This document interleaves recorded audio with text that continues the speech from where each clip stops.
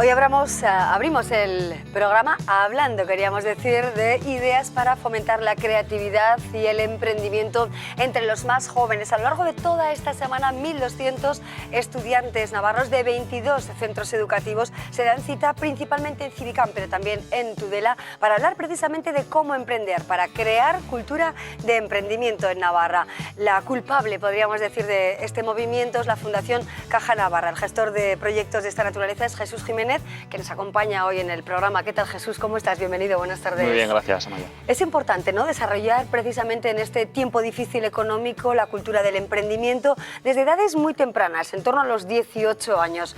Cuéntanos, porque esta es la quinta edición de esta serie de jornadas para fomentar precisamente la cultura empresarial. ¿Cómo surge esta iniciativa en Navarra? Pues como bien dices, ya es la quinta edición este año y sí que en un momento determinado el Departamento de Educación pues, nos hizo esa demanda, ¿no? De decir, creemos que es importante trabajar también la iniciativa emprendedora en el alumnado y pues nos subimos al barco y dijimos, ¿por qué no? Es interesante y esta ya es la quinta edición, como hemos comentado, y la verdad que muy contentos. El paso del tiempo hace que cojamos experiencia y veamos los alumnos que demandan, que les gusta más hacer y en ello estamos tratar de mejorar y hacerlo mejor y votarlo para ellos, ¿no? Claro. ¿A través de qué instrumentos, de qué mecanismos estáis tratando de fomentar precisamente la posibilidad de crear un negocio, poner en marcha una empresa, realmente dirigir el propio camino laboral desde joven?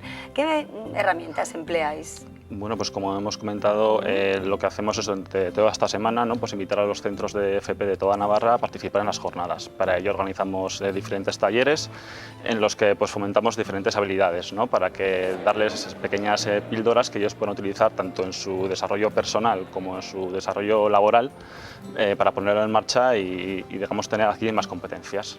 Sí, por ejemplo, las habilidades de comunicación consideráis algo importante. Es verdad que hasta hace no mucho tiempo no se consideraba en la formación profesional, por ejemplo, algo relevante, ni en la formación universitaria y postuniversitaria. Ahora sí, la comunicación se ve como clave para cualquier tipo de gestor de proyectos, para cualquier estudiante y profesional del futuro, ¿no? Exacto, una de las habilidades importantes también es la comunicación, ¿no?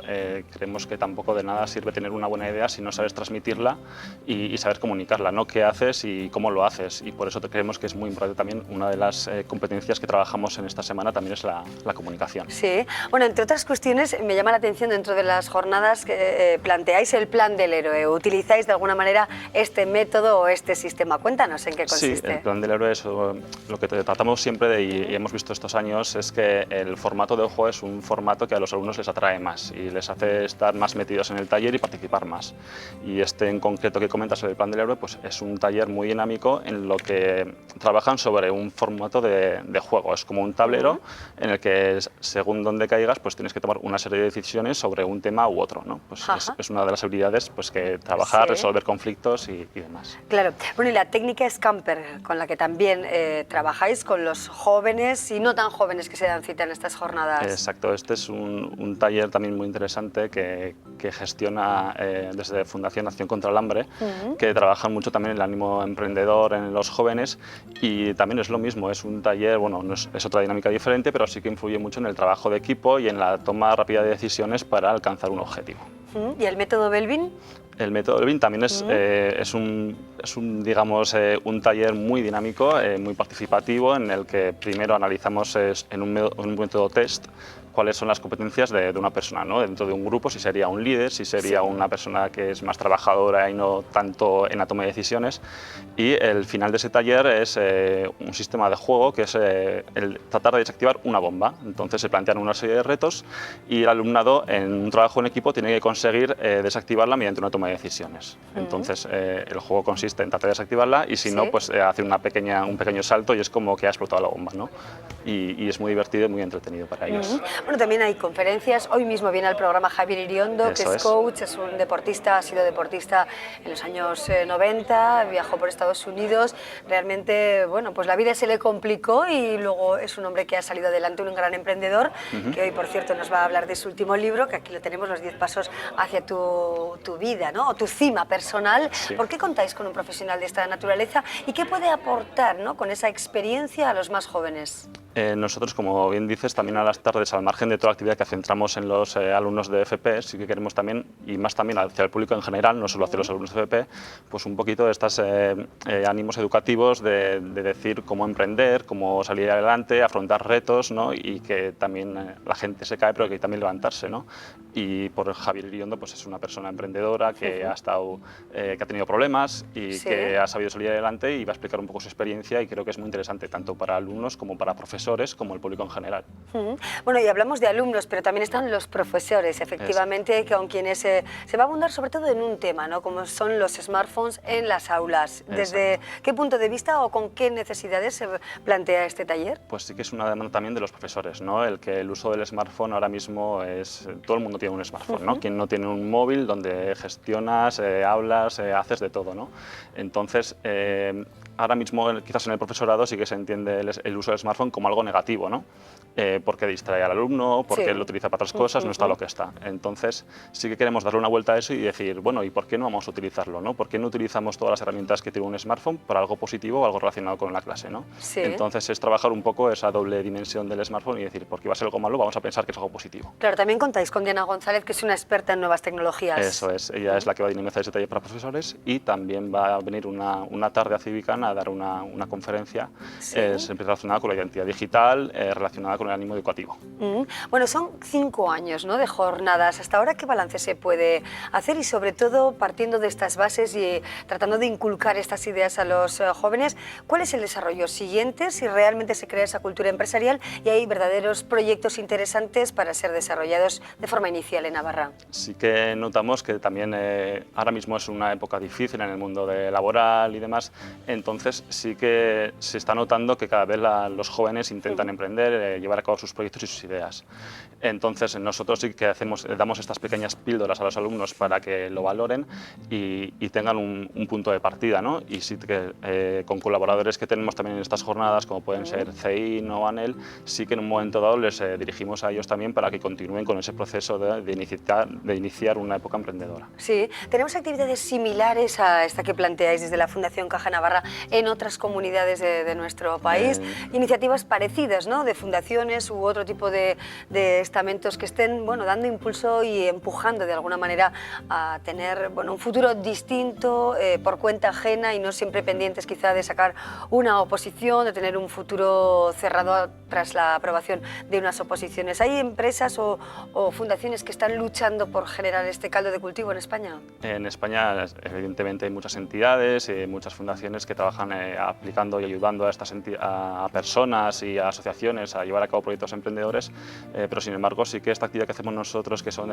talleres durante toda una semana, intentando sacarles del aula y hacer una formación diferente, sí que creemos que es algo pionero, que no se hace en otras comunidades autónomas, y es algo que sentimos como algo propio y que lo hacemos de muy buena gana, la verdad. Bueno, es el futuro, ¿no? Está claro. Efectivamente. Hay que moverse con ideas nuevas, creativas, originales y, bueno, abrir otros retos aquí o fuera de aquí, claro. Exacto, esa es la idea, sí. Bueno, nos quedamos con esta iniciativa que agrupa, como decimos, los intereses de más de 1.200 alumnos, principalmente jóvenes de 18 años, aunque también nos decías, Jesús, ¿verdad?, que también personas que, bueno, quizá la crisis económica les ha dejado sin trabajo, han vuelto a estudiar formación profesional, personas de 30, 40 años que también se dan cita con la intención de crear empresas, ¿no? Sí, la formación profesional es una etapa educativa que es válida pues a partir de que un alumno acaba el bachiller o un grado medio, entonces empleamos de personas de 18 años hacia arriba, pero claro, evidentemente cualquier persona puede ser partícipe y aportar a un grado formativo.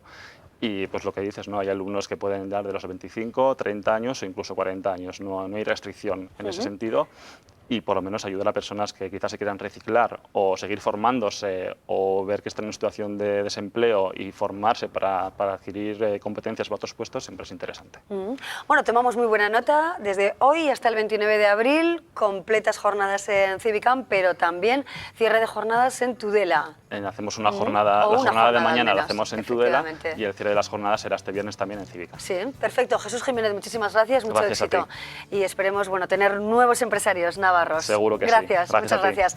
Bueno, pues de las novedades, de la creatividad, del emprendimiento, de las ideas originales, a los oficios de toda la vida. Hacemos ese contraste en el inicio de nuestro programa y nuestra mirada nos lleva a Sesma, donde se ha celebrado una serie de jornadas en torno al esparto, que ha sido fuente de vida en esta localidad de la Ribera. Se lo contamos en el siguiente reportaje. Tomás tuvo que aprender a trabajar el esparto siendo un chaval tras el fallecimiento de su padre. Hoy nos explica los pasos que se seguían. Lo primero que se hace es arrancar este esparto, que se coge, la primera de estos se coge así y se tira.